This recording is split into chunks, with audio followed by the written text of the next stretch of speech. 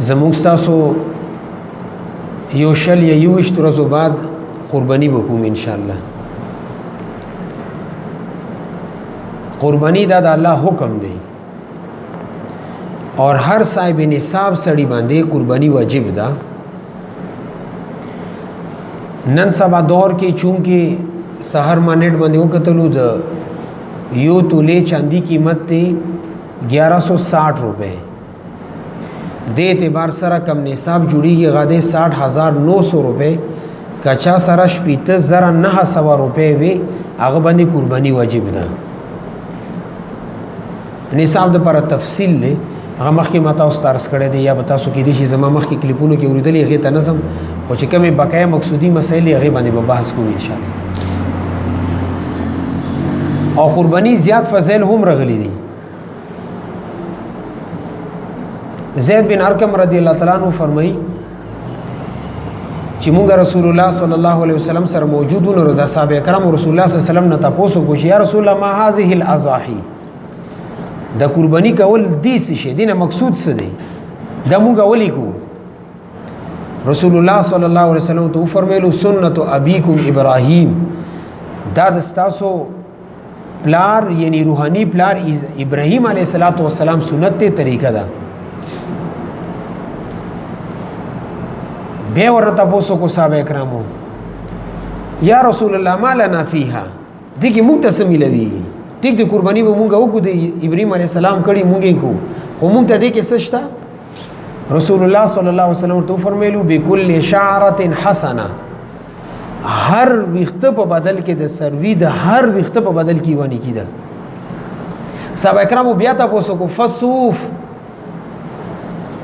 چې دا کم ګډه ده یا ګډ دی دی باندې چې کم وړې دي هغه وخت بدل دي د چیلینه دی په باره کې مختصر دی. رسول الله صلی الله علیه وسلم هغه په باره کې فرمایلو بكل شعره من الصوف حسناتن د ګډ په ملا باندې یا جسم باندې څومره وخت دی هغه وخت په بدل کې هم اجر دی. دومره زیات فضیلت راغلی. او بل روایت کې راغلی رسول الله صلی الله علیه وسلم صحابه کرام تو فرمایلو چې تاسو قرباني کوي ولی چې تاسو کله د سروي تاسو حلال کې د دې د وین ازمکه ته نوی رسیدلی الله پاک تاسو د قرباني قبول کی دیو چې نه د قرباني خوشاله سره کوي خو فراغ دل سره کلاوز سره ځان باندې به بوج نه غړي. اور یو بل روایت کې راغلی رسول الله صلی الله علیه وسلم کور کې قرباني کوله نه حضرت فاطمه رضی الله عنها ته आवाज وکړه چې راشه دلته ما سره خوا کې ودرېګا ولی دې سروي کې ستا هم حصہ ده. دیو جن علماء لیکلي چې کم زنانا یا سړی اسروي کې حصہ د خپل زبا نشي کې په بل چې زبا کې نه پکار دادې الته د ودرېږي. خو زنانا د پر شر دادې چې محارم کال توینه ټیک ده که غیر محرم بیا بنه رزي به زنانا بیا کور کې ټیک ده. مثال په تور باندې ته د سروي بار کوسه کې عللې نظر خبره زنانا خو بار نشي راتلې کنه خو کا کور کې دنه او بیا پکار دای چې زنانا راشي سروي سره خوا کې ودرېږي چې د خپل قرباني په سترګو باندې وګوري. دا مستحب دی. نازت فاطمه رضی الله عنها ته فرمایلو چې راشه دلته ودرېږه استاد کوم قرباني صدقه مونږ زبکو. او بیا ورته فرمایلو چې کده د سروي د زبې نه پس د کتره چې زمکه ته نوی رسیدلی الله پاک ستا غون ګناونه معاف کړي. حضرت فاطمه رضی الله عنها تاسو کو یا رسول الله صلی الله علیه وسلم د اهل بیت خاصیت ته هر چا د پر دا حکم دی. رسول الله صلی الله علیه وسلم ورته فرمایلو چې نه زما امت کې چې سو قرباني کې دا غي د پر دا ټولو د پر دا اجر دی. دا قرباني هغه ثمرات نور ګڼ شی روایت ډیر زیات روایت. او بیا رسول الله صلی الله علیه وسلم فرمی سنت ابيكم ابراهيم دا ستاسو پلار یعنی روحانی پلار ابراهيم علیه السلام سنت دی. اور ابراهيم علیه السلام د سروي قرباني نه وکړي د زوی قرباني کړي و. خوب یو کتلو چې زغ خپل زوی اسماعیل علیه السلام سبا کوم نو سحر ته بچي رو وختو. اور قران کې رغلی فلما بلغ معه السعي د زوی د سټیج ته ورسېدو چې پلار سره به ګرځیدو منډه درړې بیواله. نو بیا چې کله خوب وکړو بچی رو وختو اسماعیل علیه السلام ورته انی اذبحک وی زه ګورم چې زه خوب کې تازه وکوم. او بیا ګوره بچی نه رای خلیفه انظر ماذا ترى تاسو خیال ته مت خپل رای خوراکا. اور د ابراهيم عليه السلام د اسماعیل عليه السلام ته دا ویل چې زه خوب کې ګورم تازه وکوم ته مت رای راکا. د دې د پرو چې زه د بچي وګورم چې دا کذب نه انکار کوي زه به د دې ذهن جوړ کوم ترغیب ورکم دې د بره د خبرې غته وکړه او بیا د ابراهیم علیه السلام د انداز ته وګوره څومره مینې سره پوي قال انی ارا فی المنام زه خوب ګورم انی اذبحک چې تا ذبح کوم فانظر ماذا ترى تاسو خیال نه د ذبح وکړو کولو دا خبره ورته دومره نرمي سره وکړه چې ما به د بچی باندې بوج را نشي ولی کله ته یو سړی باندې بوج اچي هغه ته آرډر وکړي لړشه شبه دا کار وکړه او یو داسې ځان ته نږدې کې بچیا دا کار داسې کول دي تی وکړه نه دی لهجه کې فرق راغلو کنه ابراهیم علیه السلام دلته د کومه لهجه بچی سره استعمال کړه دا ډېر د مینې ډکه وه او ذهن کې دا وکړي دا انکار وکړي زه بیا پوهې کم ترغیب به ورکم بیا به د قرباني ته تیار کړم او اسماعیل علیه السلام خو پیغمبر زوی دی کنه قال یا ابت افعل ما تؤمر اے پلاره هغه څوک چې کم حکم درته شوی دی ستجدنی ان شاء الله من الصابرین تب ما صابرون عمومي زه به صبر کوم چې کم الله حکم دی غاته پورا کا او بیا الله رب العزت دا دواړو تعریف هم کوي فلما اسلما وتله للجبین بیا د سوی ځان سره روان کې دواړه دې ته تیار دي چې موږ به دا سبقو او اسماعیل علیه السلام سملی اور چړې لاس کې دا او بیا ځان ته سترګې هم تړي چې د سری د بچي مینه ما د چړای سره کی حضرت مولانا شیطانی رحمت الله علیه لیکلی دي چې کله د ابراهیم علیه السلام د چړه د خپل بچی په دی چې کم زمې زبکیږي دی حل باندې کې خدای نه چړې باندې ډیر زیات زور وکړ ځان سره خبري شروع کړي چې وا چړې ډیر متی راکړي دي د لپاره چې ما بچی ته تکلیف ملو شي ما ته تکلیف ملو شي زر زما زوی بشي ولی نه کټ کې وای چړې نور ته आवाज رالو چې ما ته الله دا حکم کړی چې دا کټ نه کې نزه دستا خبره د الله حکم کې څنګه ومنه او بیا ورته الله رب العزت اعلان کوي ان کذالک نجزی المحسنین ته امتحان کې کامیاب شي څوک چې کامیاب شي محسنین او هغه ته موږ د څه بدلا ورکو وفدیناه بذبح عظیم الله پاک ورته هغه جنت نه یو سروي راو سو غاصب کړی شو نو رسول الله صلی الله علیه وسلم کوم دا ویلی چې دا تاسو پلار ابراهیم علیه السلام سنت دي د اعتبار سره ویلی الله رب العزت هغه عمل دومره خوښ شو چې نه په دې امت باندې لازم کړی دی اور ځکه حدیث کې رالو رسول الله صلی الله علیه وسلم فرمایي ما عمل ابن آدم انسانانو کې چې کم سړی عمل کوي من عمل یوم النهر هغه په دې اختر په قرباني باندې کومه قرباني کوي احب الى الله دا د الله رب العزت په دې ټولو اعمالو کې زیات خوښ دی یعنی اختر ورځې باندې د قرباني نه زیات لوی عمل الله پاک ته بل عمل نه دی خو وینه تو یول د الله پاک ته خوښه ده ځکه فضیلت ډیر راغلی دی نو ابراهیم علیه السلام دغه قرباني د الله رب العزت ته خوښه شو موږ باندې هم لازم کړه خو دلته کې د سنت ابیکم ویلې دی کې یو اعتراض سړي ذهن ته راځي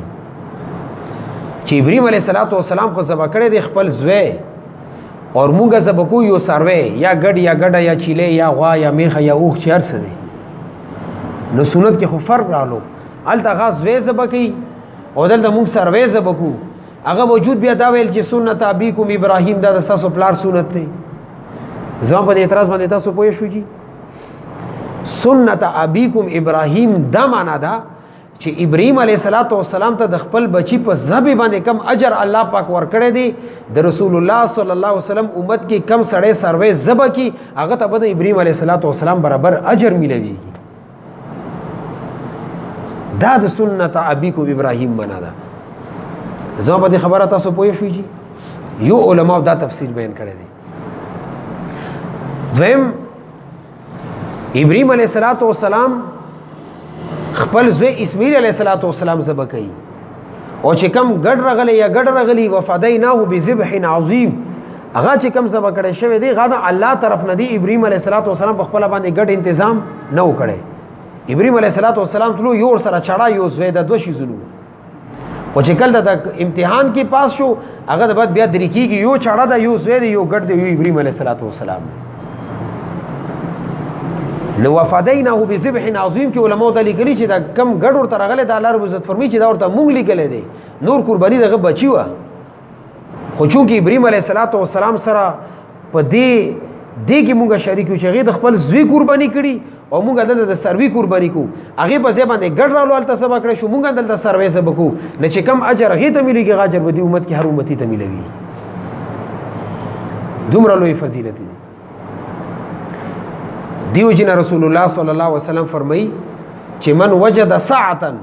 مسلمانانو کې یو داسې سړی دی چې هغه استطاعت شته دی پیسې ورسره شته دي او دومره پیسې ورسره شته لأن یضحیا چې هغه قرباني کولی شي فلم یضحي بیا هم قرباني وکړي قرباني ونه کړي نو رسول الله صلی الله علیه وسلم فرمایي فلا یحضر مصلانا هغه د اختر ورځې زموږ عیدګاه ته نه راځي یعنی څه معنا هغه زما سنت باندې عمل نه کوي بیا د عید مونځ ته څه دپاره راځي عیدګاه ته نه راځي مونځ نه کوي چونکې رسول الله صلی الله علیه وسلم هلته دا قرباني د زیات فضیلت بیان کړی ځکه دا راغلي او بیا بعضې خلک وایي چې دا حاجیانو باندې شته هم خلکو به یې نشته دا خبره هم غلطه ده رسول الله صلی الله علیه وسلم پوره عمر کې یو ځل حج کړی دی او روایتو کې راغلي چې رسول الله صلی الله علیه وسلم به 10 کاله مدینه منوره کې تیر کړي دي هر کال یې قرباني کړي لکه چرې حاجیانو سره خاص خو پکار دي رسول الله صلی الله علیه وسلم 9 کال نه وی کړي کنه هر کال یې کړي دا د دې خبرې دلیل دی چې رسول الله صلی الله علیه وسلم هر کال قرباني کړي دا واجب د امت باندې هم لازم ده چې کم سړی صاحب نصاب دی هغه باندې قرباني لازم ده هر صاحب نصاب سړی باندې قرباني واجب ده دا به قرباني کوي او که قرباني نه کوي نه د وعید پې راغلی دی سخت ګناهګار دی بیا دا خبره هم یاد ساتئ یو سړی استطاعت شته دی پیسې ورسره شته دي 1 लाख روپۍ دي ورسره هغه به قرباني واجب ده خو نه کوي او په دې پوهېږي چې دا قرباني ما باندې واجب ده نه دا سړی ګناه کبیره کې مبتلا دی خو کافر نه دی لکه یو سړی د پدې چې موږ فرض یې به نه کوي نه ته به کفر فتوا نشي لګي خو کدا وایي چې زموږ اړو منم نه لا یاسو بل دا بیا کافر دی هم اندغه رنګي قرباني کچری یو سړی د پوهېږي چې دا قرباني ما باندې واجب ده خو نه کی پیسې ورسره شته دي نه دا ګناهګار دی الله رب العزت په سزا ورته ورکوي خو که یو سړی قرباني کوي خو عقیده دا ده چې داسې پیسې ضایع کول دي داسې سرویس زندګي ضایع کول دي څه ضرورت خو بیا کوم دې باندې سړی قرباني هو نه شو کافر هم دی ولی مخکې سړی قرباني نه کوله صرف قرباني نه کوله دې ګناه کې مبتلا نور قرباني خې منه لګنه عقیده ټیک وا ظالم استا خو عقیده خرابه ده ته دوی چې سروي وینه تو یو ماسه پیسې ضایع کوم دي څه ضرورت ته ونه دا کول پکار دي خپل عقل نه کار خلي نه سره د قرباني بیا هم کافر اسلام نه خارجي دیو جن کله قرباني کې اور خې جذبه سره کې خو اخلاص سره کا وګره چې څومره ستا په اخلاص وي دومره به دې باندې درته زیات اجر ملوي इस वीडियो को शेयर जरूर कीजिए हो सकता है आपके एक शेयर से ये बात किसी के दिल में उतर जाए जज़ाकल्लाह।